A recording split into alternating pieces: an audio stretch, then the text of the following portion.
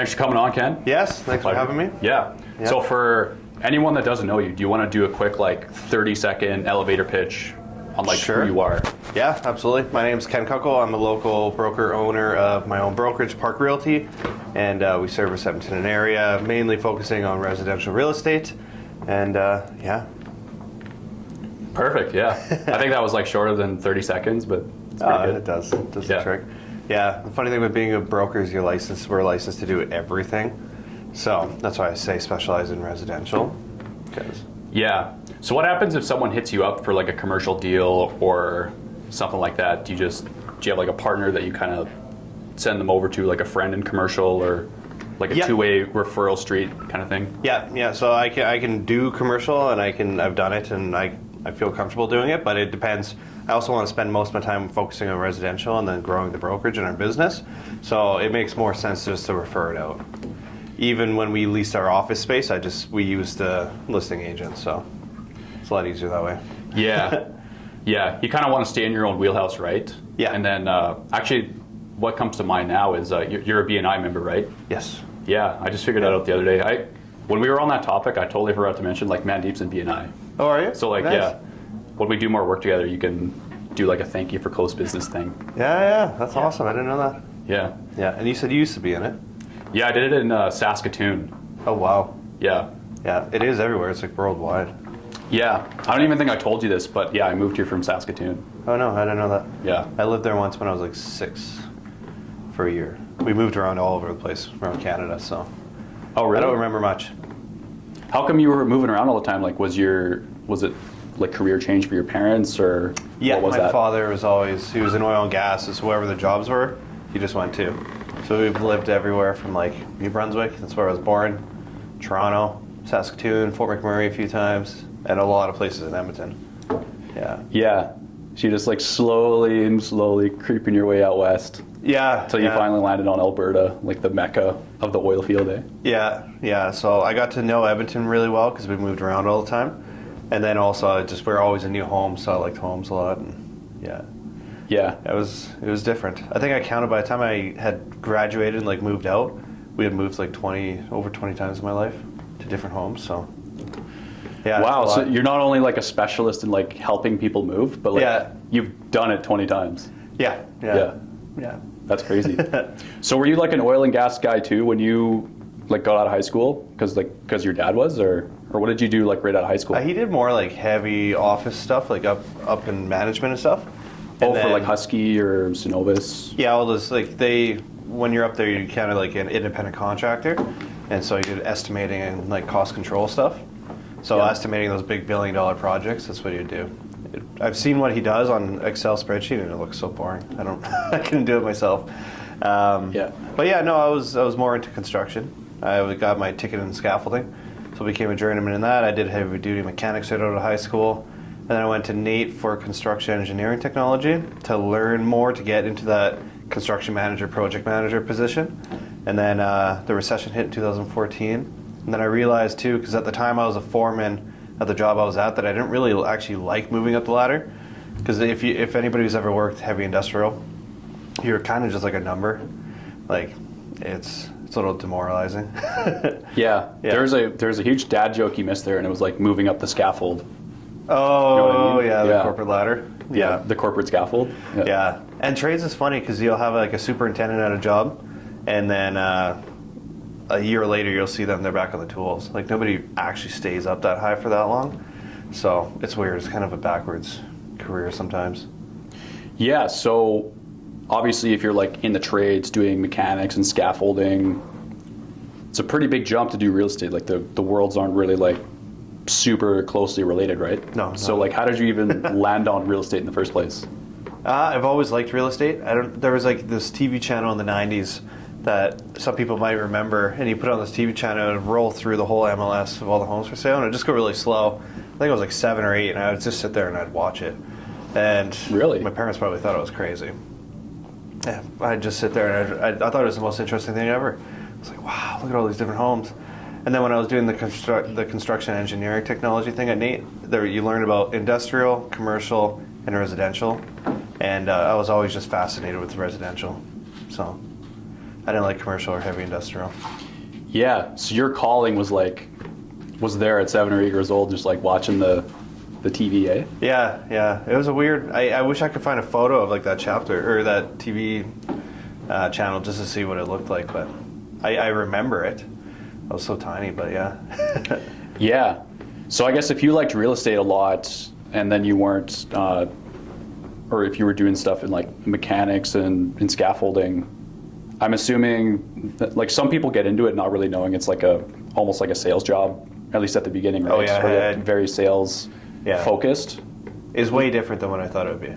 Yeah. Yeah. So like, what did you think it was going to be, and like, what is it actually?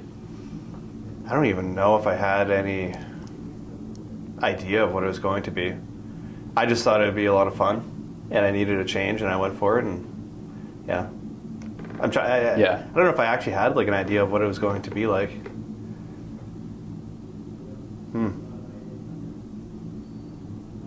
Yeah, I don't know. I was amazed. Even as soon as I got my license, we were out like when you first get your license, you have to do like new agent training. So I was doing that at my office, and then everybody goes for lunch. And it was so alien to me to just be able to leave and go sit down at a restaurant for lunch. And because we're on the clock but not on the clock. And it just felt so weird. Half an hour went by and I was like, oh, my lunch break's over. I was like, I gotta get back to work. Yeah. But we were still sitting there eating lunch and everything. And I was like, what the heck is going on? Like, this is so weird. I wasn't used to working that schedule and being in charge of my own schedule like that. Yeah. So, yeah. Yeah, you're kind of like working for yourself, and yeah, well, you'd have the same thing. Like yeah, there's definitely been moments where I was probably like slacking a little bit or whatever, but like I kind of got my reps in at the car dealership before I even like was even on this journey. Like I remember my expectations of the car dealership were like pretty. I just remember thinking like, yeah, people will just come in and some of them will buy, some of them won't. It really wasn't like that. Like you actually had to be somewhat skilled at what you do. Yeah. And then obviously, like, fortunately, I was pretty skilled at it after like a year or so. But yeah, one thing I did early on was there was like these two guys that I sat beside all the time. And every day they would like leave the dealership for lunch. Like they'd go to like a restaurant or something. And I was just like, I would always just think like, that's so stupid. Like, why don't you just bring your lunch to work? Yeah. And then, because like someone could like walk in the door and like want to buy a car, and it's opportunity cost, right? Oh yeah. So that's kind of what I was thinking, and that's what kind of like my sales manager told me. He's just like, yeah, don't be like those guys. Yeah. Those guys didn't last very long anyways, but long story short was I actually just like, I didn't even bring a lunch to work most days. I just skipped lunch. Yeah. I don't know if that's like the healthiest thing to do or not, but yeah, I find myself doing that sometimes. It's like 2 or 3 p.m. and I'm like, geez, I didn't even have lunch today. Yeah. Well, you're probably like on the go, like in your car. Like, how much time do you spend in your car, right? Quite a bit. Yeah. Yeah. So your options are like pack a lunch or like stop somewhere to eat. And stopping somewhere to eat is just like unhealthy and kind of expensive, right? Oh, it's so bad. Yeah. Well, I mean, I'm always like, yeah. The booster juice is probably healthy depending on what you get there. Oh yeah. But yeah, no, I eat out a lot. Especially when I'm on the road showing homes and doing listing appointments, and if it's long jam-packed days and I didn't plan, and I should plan to make a lunch, but I'm not a big fan of just eating sandwiches. I did that a lot in construction, just cold sandwiches, and that's all I ate every day for years. Now I don't like it. Yeah. I used to do like a little bit of oil field work, and I would just pack sandwiches too. It was just like like ham and cheese. Oh yeah. I mean, what else are you supposed to eat, right? Like yeah. I don't know. Do you have any tips out there for the people that are like in construction, looking for something to eat other than sandwiches? Leftovers. That's leftovers? Like my favorite. Yeah. Yeah. But then you have to like actually make something too. Yeah, I know that's the thing. So yeah, make extra so that you have leftovers. That's a bonus. It's always going to be better than just a sandwich, but yeah. Or a panini machine. That really changes the sandwich game. Yeah. You can grill it up a bit. Yeah. Panini machine. What if you're out on like a site that doesn't even have like any microwave or anything like that? I never worked on a site like that. I worked on lots of sites like that. Oh, really? Yeah, I was never that remote. I was always on big sites. Oh, okay. Big sites. Yeah. Yeah, there's probably a big difference between like oil field, like you're literally in the middle of nowhere. Yeah, like the rigs. Yeah. Well, not like in the middle of nowhere, but you're like maybe 10 minutes away from the closest gas station, depending on like where you are, right? Yeah. Yeah. No, this would take you like 10 minutes to leave the site. Like, that's how big the sites are.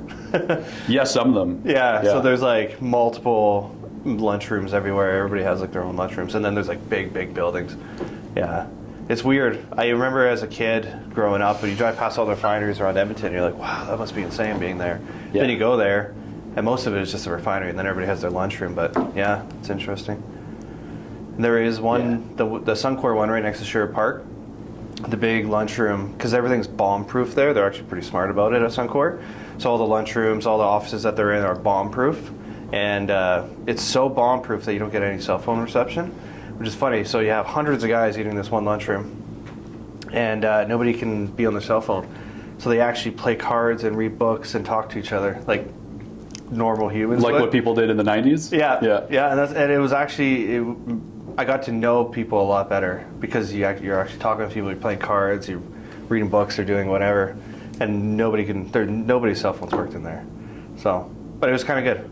You got to meet people and talk to them a bit more, and yeah, I actually help a lot of the people I worked with in scaffolding and in the trades now in real estate, which is awesome. Yeah, you're kind of like their guy, eh? Yeah, try to be. Yeah. Yeah. So, and it's nice educating them too, because when you're in the trades, you don't learn a lot about real estate, and there's so many myths, like that you can only buy a house with 5% down once in your entire life. And that was something I learned on site, because you just don't learn this stuff regularly. And then I got into real estate, and well, I started learning more about mortgages too, and I bought my first home, and I was like, oh yeah, no, you can keep buying homes. And yeah, but there's still people I talk to that think that is a thing. I don't know why that's a myth out there. So it's interesting. Yeah, so what you're saying is you can buy a house with only 5% down more than one time. Like what would you need to do that? Because like it just have to be like your primary residence. Oh Yeah. So as long as you check that box, you can do that more than once. Yeah. Oh. Yeah. So like my second home I just bought, the more you put down, obviously the lower your payment's going to be. Lower the payment, yeah. And if you do over 20%, you're not going to have to pay mortgage insurance. You pay a higher interest rate. The bank still gets their money a little bit, but yeah, the second house I bought, I put 10% down, so in between. So lower the payments a little bit and have a little bit more equity there in case I need it. But yeah, you don't have to put 10 or 20% down. I could have done 5 if I wanted to. So up until you get to certain price ranges, sometimes the banks will require higher down payments. But yeah, it's interesting. Yeah, I mean, like imagine that, like you buy a house that's $1 million, and you put down like 200 grand. You know what I mean? Like that's a crazy amount of money. It's a lot of money. But some people build up so much equity from owning properties. They start young, they buy a house, they live in it for a while, and then they refinance, buy another house, and they just keep snowballing that. Some people do the investments. They buy a house, flip it, rent it, refinance, and then redo it all. They just keep it going and going and going. Yeah. Yeah. Do you have investments in real estate? I just have one rental property. Yeah. Okay. So I don't do flips or anything like that. I help people with it. It's a lot of work. It's like a full-time job if you want to do it. And then it takes away from doing real estate. So if I was doing that, unless I had a pretty hands-off operation, but then you're making less money. So, but it is very interesting. I help a lot of people with it. I crunch all the numbers and make sure it's going to be a good investment for them, and try to tell them to keep their costs down, because a lot of people overspend on doing the renos, and you don't want to do that on a flip. So. Yeah, I've definitely thought about it, but I don't know. It's very time consuming. It's like having a second job. I'd rather just straight focus on real estate, selling real estate. Yeah. Yeah. So what are some other myths regarding real estate that you think are kind of common out there that you can pretty much sit here right now and pretty much just like tackle and let people know? Oh geez, I don't know. I've been in it for a while now that I forget what all the myths are. Yeah, you're not thinking about it as someone who. It's just something that I know now. Just like off the top of your head, yeah. Yeah. I'm trying to think here. A big one is that people think if they use for sale by owner, they're going to save a lot of money, which they usually don't. But there are different for sale by owner models out there. But say for somebody who just sticks a sign in their yard and it's not listed anywhere, like they're wasting money, I think, in my opinion, and a lot of time, especially if they do it in the springtime and they sit for 4 or 5 months and they really need to sell. They're just wasting the whole good market. And if you sell, if you're working with a professional, they're going to be able to tell you when's a good time to list. and when you can make more money. For example, people that sold, and we didn't really see this coming that quick in 2022 of how crazy it got, but people that sold in March of 2022 compared to later in the year made way more money, like tens of thousands of dollars. So timing is a big thing, but yeah. Some people would say time, like you should never really like time the real estate market though, because it's so it's hard. just like historically, well, yeah, it's hard. Yeah. Like, because it's hard to predict, and B, because just like historically over time, I mean, it does a little bit of this, but it just steadily goes up, right? Oh yeah, you're better off just to hold it for a very long time, and it'll go up. Unless you have a lot of properties, and you can, like, say you had like a dozen, and then you can watch for the times where there's getting multiple offers everywhere, and then you just start listing some of them just to get some money. But you got to be able to be at that point in your life anyways, so it's hard to time. And it's, who knows, like, I don't know what's happening. Like, you can't guess these things. If people could guess it properly, then everybody would be millionaires. So it's like the stock market. It goes up, it goes down. Yeah. Yeah, that's one thing about like investing and stuff, is you just have to like put your money in and just trust that it'll grow, right? Yeah, and real estate always does long term, so that's the you can trust in that. That's the thing. So it's not a very much short term game. So for example, my first home I bought in 2015, that was the last time the market was like pretty high compared to as soon as it hit 2020, 2021, and then 2022 it shot like way above the prices we were in the boom in like the late 2000s. It was the highest point, and so the prices had dropped every year. Because I was in real estate, I'm like, oh, okay, my house is worth $5,000 less this year, and there were $10,000 less, and I was like, oh, this sucks.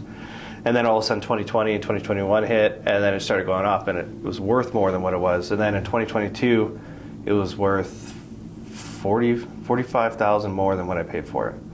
And so that's when I refinanced it, so I could pull out more money and then purchase my next house. So Nice. yeah, Good strategy. Yeah. yeah, it was great. But you still buy high, but now I have equity built up with that home. So yeah. Yeah. I guess even if you're like buying high, like if you ride it out over like 10 or 15 years, it just goes higher, right? Yeah, that's the thing. Or So at least statistically or hopefully. There's lots of people moving here from out of province. I guess I'm kind of one of them, but like mostly like for other reasons, because like Ontario and BC are getting kind of unaffordable, right? yeah. Yeah. So what would be like your advice to those people that are moving out of their unaffordable cities Oh man. to here? A lot of people don't do a lot of research. It's good. Funny enough, there's more videos on YouTube in Calgary. The realtors in Calgary just are a bit more ahead of doing Like these kinds of aggressive videos than we are in Edmonton. Yeah. But there's a lot of info in Calgary. But the thing with Calgary is it's still really expensive. And so if you're moving to Edmonton, do your research on the neighborhoods where you want to live, because there's really cheap neighborhoods in Edmonton, but sometimes it's not the most ideal for raising a family, depending on what you want for your life. And do some research. Reach out to some realtors, because the realtors know the city, and they might be able to say, oh, you might want to live in Sherwood Park instead, or Leduc if you live over here, you want to be close to the airport. And do some research. There's a lot of places to live in Alberta.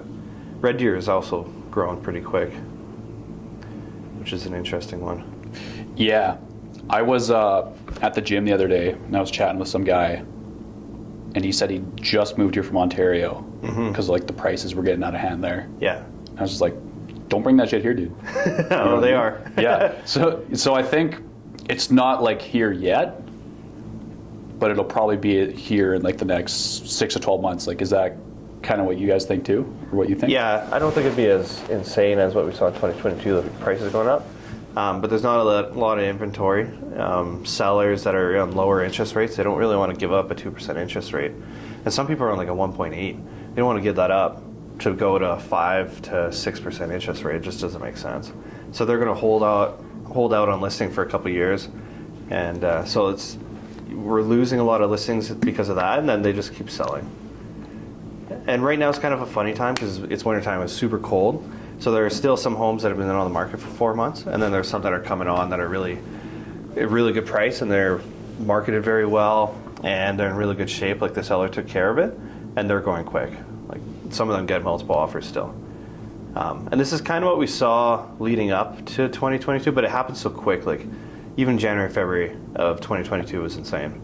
And then the spring was just wild. Like it was hard to predict that was going to happen. So, but yeah, I think it'll go up a little bit more, especially if the interest rates drop. This is my prediction. But again, Yeah. I'm not an 8-ball, magic 8-ball. The magic, like the magic 8-ball. Yeah. Yeah, speaking of like COVID and payments, like let's say you own like what's the average price of a house in Edmonton? Like $500,000 or something like that? It's closer to like 400,000? Yeah. Yeah. So let's say you owned a house, $400,000 house, and you have like a mortgage payment and it's 1.8% interest rate. To go from that to like 5%, like what's the difference in the payment? Is it like double? Yeah, it can be. Yeah, it's pretty steep. Yeah. Yeah. Like, I was just even playing around with the interest rates because I'm on variable mortgages on mine, which is, anybody on a variable mortgage, we feel the pain right now. But I think it's worth sticking it out because if rates do drop, it's not worth locking into a 5-year at whatever, a 5.29 or a 5.2, and then rates drop in a year from now. And then you're stuck at a high 5 for the next 4 or 5 years. So I'm doing the variable thing. It is rough. The payments are pretty high, but I was playing around with different interest rates on my own mortgages, and it's a massive difference. Like huge, like thousands of dollars I'd be saving in a month. Oh, okay. If it was down to like 2%, yeah. Yeah. Yeah, I could bust out like the mortgage calculator and show, but yeah, it's pretty drastic. Yeah. Not quite as double, but it gets close to there. Yeah. Yeah. So what do you think of people, or like some people that are kind of like my age, like I'm 25, they're almost in the mindset of like houses are like almost unaffordable, you know what I mean? It's tough. Yeah. Yeah. Because I mean, if you think about it, I mean, I guess we only have to put like 5% down, but 5% of 400,000 is what? Like 20 grand? Or 20 grand, yeah. 20 grand, yeah. Mm-hmm. You still have to get 20 grand, which is like, if you're paying like rent, which like, what's the average rent price right now? Oh, it ranges. You can get like basement suites for like low thousands, but then you can get like whole houses for like 23 to 2,500, depending where you are too. Yeah. Like the suburb cities, like Sherwood Park, St. Albert, their rent is a little bit higher. But yeah, no, like I think most people are renting for like between like 1,200 and 1,900, maybe $2,000. So it is still expensive, but the rent's going up. And even in Calgary, I just read a report that said renters get prepared to buckle up because rent's not coming down. And people are fighting over rentals. Like you have to apply for it. It's like a job interview, like just to live there for 1 year. And yeah, it's tough. It is tough. I feel for them. Yeah. So are you seeing just sort of like in the trends and just kind of like what you're seeing out in the field that like younger people aren't buying houses as much, or maybe not buying houses as much, but like delaying it like a little bit further than like what normally would happen in the past? Oh, definitely. Yeah, I think so. Yeah. But there are still some that are really good with money. Surprisingly, there's a lot of people where their parents help them. That's really common. I help people out all the time where their parents help out with the down payment or something. Oh, that would be nice. Mom and Dad, if you're watching. I know, right? Just kidding. Yeah, no, that does happen quite a bit. And sometimes they just full on buy the house for them and let them rent it if they're wealthy enough. But yeah, no, it's tough to save up 20 grand. And they actually want more than 20 grand. They want like an extra percent or a percent and a half on top of that for closing costs. And as soon as you move out into a bigger house too, you need all the furniture to fill it. So yeah, it's tough. You got to be good with saving money, come up with a plan. I think people that come up with a plan, and I wasn't this when I was 18. I didn't think about saving money at all. So yeah, it's tough to tell an 18-year-old to put away this amount for a paycheck to buy a house, because it's cheaper now to buy a house than it probably will be in 5 or 10 years from now. So, but yeah, it's a hard one. A lot of people are going into like the $200,000 and $300,000 homes, a little bit more affordable than a 400, especially with the higher interest rates.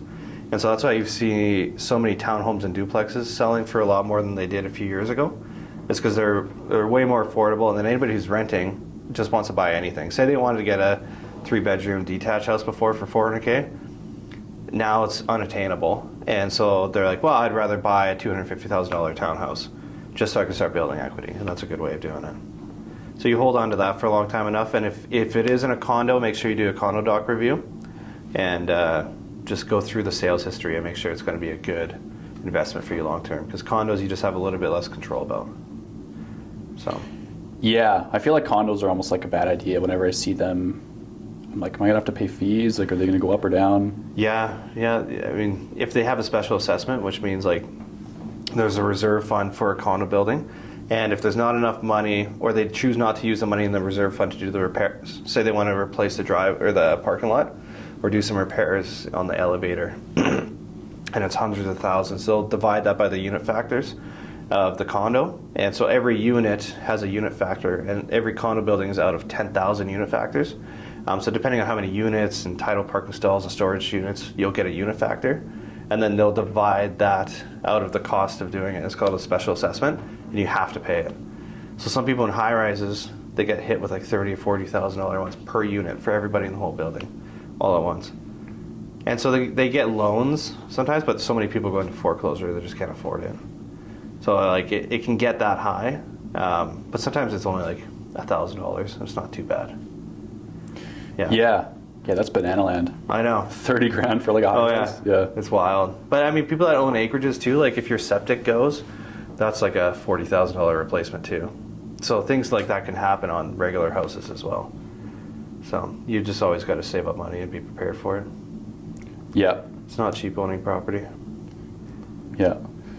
So can you give an example of a time where you were helping a client either like buying or selling, and you went like way above and beyond for them, and they were like super thrilled with like the service that you delivered? I'd like to think that happens on every deal. Yeah, I try to do my best Yeah. to make everybody to make it the best experience possible, and then to always make sure everything goes their way and it's a win. One example I can think of right now, I guess, and it was quite a while ago. I think I was newly licensed.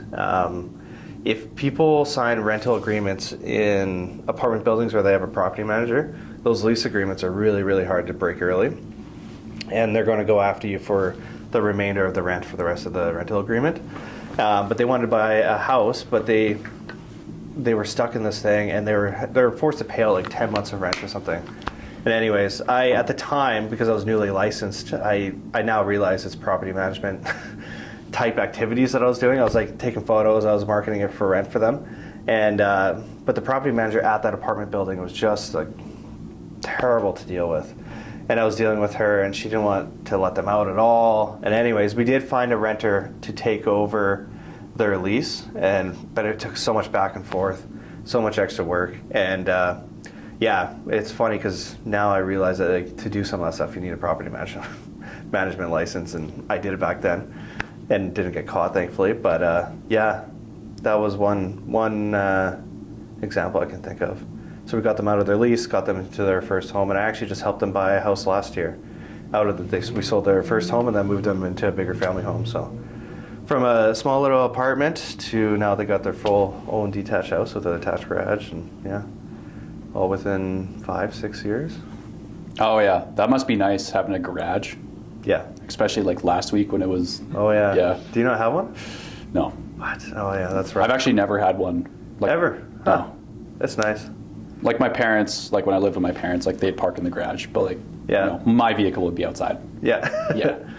Yeah. Yeah. Or it'd be like plugged in. Because you got to plug it in. Yeah. Yeah. Fortunately though, my car's pretty reliable, but like last week, I think it was on Friday. Yeah, Friday last week, I couldn't get my car started.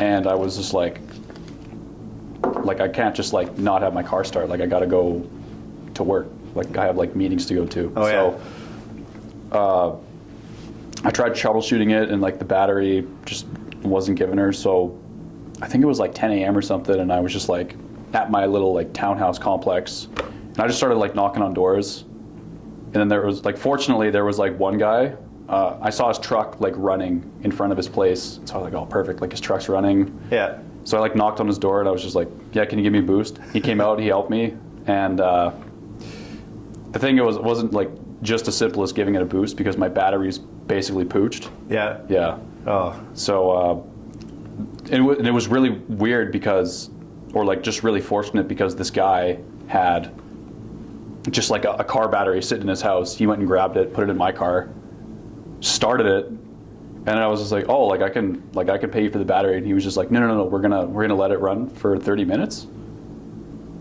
Then like go put your battery inside and let it warm up, and then we'll replace the battery again. Interesting. Yeah, and so we came back outside after like 30 minutes, and he took my car battery out while the car was running, and I didn't know this, but like apparently the battery is just to start the car. After you start the car, you don't need the battery anymore. But Yeah, that's interesting. yeah, then he put the old battery back in, and like away it went. Huh. That's pretty cool. Yeah, but then my car wouldn't start in a couple days. So, so I just went to Canadian Tire and got a new battery. Yeah. Yeah. Yeah, it's tough. Cold cars don't do very good in this cold. That just reminds me. Last year I lived pretty close to Highway 21, like, and the SO on Highway 21 heading down to Camrose. I think we had friends over. And we wanted to cook hot dogs or something. So we drove to that SO late at night, me and my buddy, to go buy hot dogs. And some guy was like acting really strange by his car, and he's in an SUV. And so we get the hot dogs and go back out. He's like, "Hey man, can you give me a boost?" And I was like, "Sure, okay."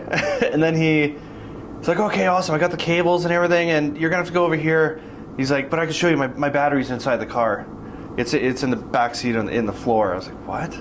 I was so confused. I was like, "What is he on?" And then he's like, "No, look." And then, sure as shit, his battery was in the back seat under the floor. Like, it was such a weird spot for. That's just how like the manufacturer made it. Yeah. So that's where the battery goes. Yeah. What kind of car was it, or what kind of vehicle? No idea. It was some sort of SUV, like a Dodge maybe. It was so weird. I thought he was lying. I was like, I'm gonna get stabbed. So you think you're gonna get like kidnapped, like yeah, like in like, Dexter when he like puts the he's like, come look, and it's like the needle in your neck. Man. And, yeah. I was like, this is crazy. Anyways, I pulled the car around, boosted him, but yeah, that was so weird. People are funny, but yeah, no, he wasn't lying. It was back there. Yeah. Yeah. So anyways, I know you're like the broker owner of Park Realty. Like you pretty much just got it up and running, if I'm not mistaken. Yeah, like 2.5 months ago. 2.5 months ago, yeah. So what made you want to be your own broker, and like what are you trying to build? Like what are you trying to do with Park Realty? Well, we want to take over the world. No, we'd like to, right? Yeah. We want to offer something different. Offer locals the option to work with like a local brokerage, people that really know the market. And a lot of people don't know, but real estate, like realtors can't do incentives unless it's brokerage wide. And that's why you don't see a lot of incentives happening in the business. So when it's just us in the brokerage, we can run like any incentive we want. Like if you want a bag of Cheetos, if you buy a house, like we can market that. Like, it's stupid, we won't do that. But like we could market all these things, and because it's brokerage wide, because we're a smaller brokerage, we can do all those things. And so we're planning a bunch of fun things to do, and it'll come out in the future, and we won't have any limits to what we can do, which is awesome. And so if you're with an office that has like 200 to 250 people, you can't do that. But a lot of realtors do it within their email database because the public doesn't see it. Right. So their database will get all these contests and these fun things. But yeah, we're technically like not even allowed to do that. Even client event parties, we're not allowed to market. Like it's pretty strict. Realtors do it anyways with their email.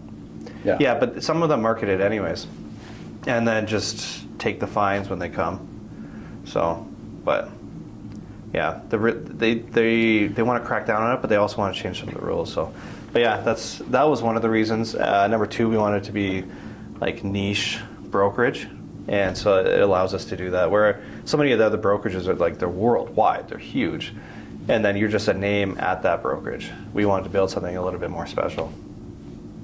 Yeah. Mm-hmm. Why do you think they crack down on those rules so much? It feels like the things you talked about, like not being able to like run your own incentives and those kinds of things, it almost feels unnecessary, right? Like I can think of a time a couple of years ago where a few realtors, they contacted us at Quiksell and they were like, you have to take some of the photos that you posted of the listings you shot for me off of your Instagram page because the house is sold. And like the realtor board, like they don't want like old photos of houses that aren't listed anymore on the page anymore, which I thought was kind of like a little bit unnecessary. You know what I mean? Because like the realtor would get a fine, right? Like, why do you think it they always have goes rules like down that? to the broker at the office? Like everything always falls down to the broker, whoever is the broker at that office. Yeah, it rolls downhill. But they're responsible for their agents, and the agent would also get drawn into it. But yeah, no, if somebody requests photos and videos to get taken down, especially a new homeowner, and there's like this very detailed virtual tour or video on YouTube or something of their house, well, for safety reasons, they don't want like a virtual tour so somebody can case their house. It's unlikely to happen, but if they requested get it taken down, we have to take it down. Even if we own the copyrights to the photos and the videos.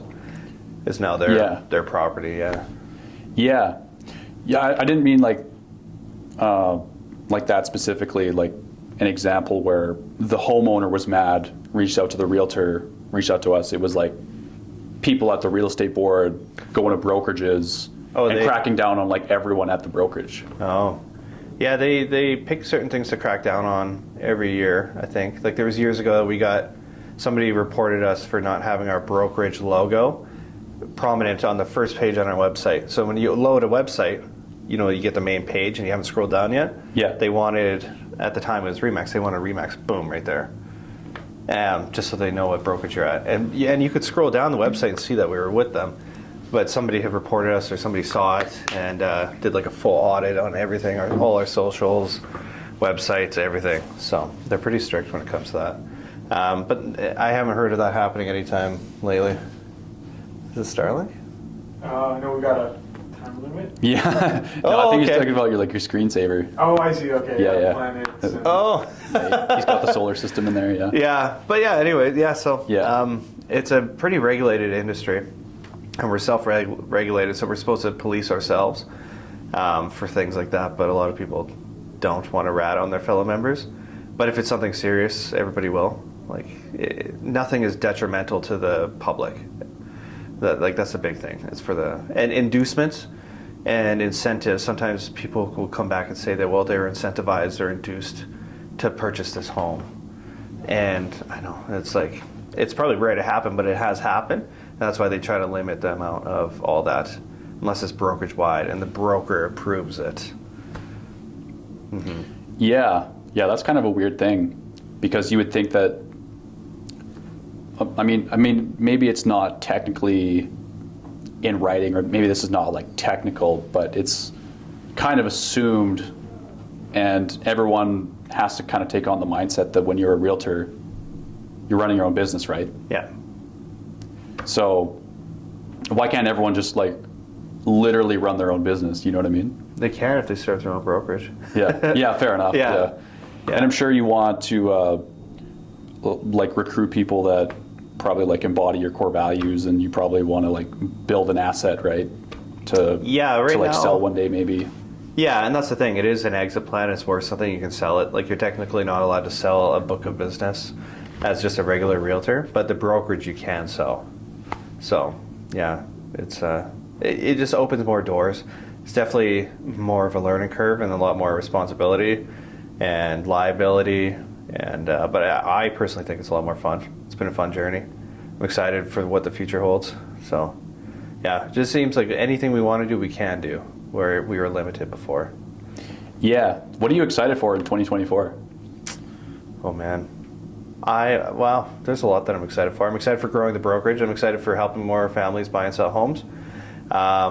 We're very much like referral based, past clients, repeat and referral. Mm-hmm.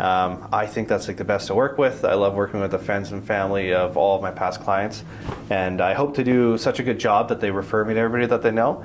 And we do have a very loyal client base and friend base, and they do send referrals. So I'm excited for more of that. We're doing more client appreciation this year, some more events, more monthly things, and so we're just getting that like on the go, and it's going to be a lot of fun. So excited to grow the brokerage and carve out our own market in Sherwood Park. And we still service Edmonton area, but Sherwood Park is our long-term goal, is to be very involved in the market there. Yeah, that's awesome. One thing I wanted to talk to you about too was you told me you have like $12,000 worth of camera equipment. Like you used to do like your own photos and stuff in your own media. Yeah, so a lot of my clients have seen me take photos at their own house. Yeah. And sometimes when I haven't met somebody before, I'm like, oh yeah, we're gonna do a photos video this day. Then I show up and And then I bust out the equipment. They're like, oh, like I thought it was a photographer was coming. I was like, oh no, I'm pretty good at taking photos. I was like, just trust me, you'll see how they turn out. And everybody's just like shocked after. They're like, oh wow, these are actually incredible. Yeah. I didn't know that was like a hobby of yours. I was like, yeah, I've learned it while doing real estate, and I do like photography and videography. Yeah. So did you just kind of like teach yourself on YouTube? Yeah. Because that's pretty much like how we did it too. Oh yeah, literally. Yeah, Parker Walbeck courses, his videos, a whole bunch of Peter McKinnon videos, like just all the main YouTubers for photography and videography. Yeah. Yeah. YouTube University, you know? Yeah. I love it. It taught me how to do a ton. Like I went from being a horrible photographer. I didn't know that most of the photos look good because of editing. When I first started, I first got my license. I took photos on like a DSLR, and I was like, why do these look like crap? It's like nothing was exposed properly. I only took single shots. Didn't know about HDR, multi-bracketing, or hand blending photos and all these things, and flambient shots and exposing for windows. I learned all these things. And then at the same time taught myself video, so yeah. Yeah. It's a useful skill to know. Yeah, like I was actually looking through your Instagram, and I was kind of looking through some of your videos, just because of like as inspiration for things to bring up.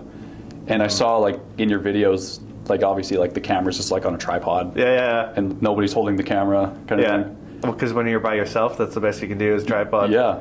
Sometimes I would set up the drone. I would do the auto drone shot where it goes away, and I have the mic on, and then I also have it connected to my camera on a tripod.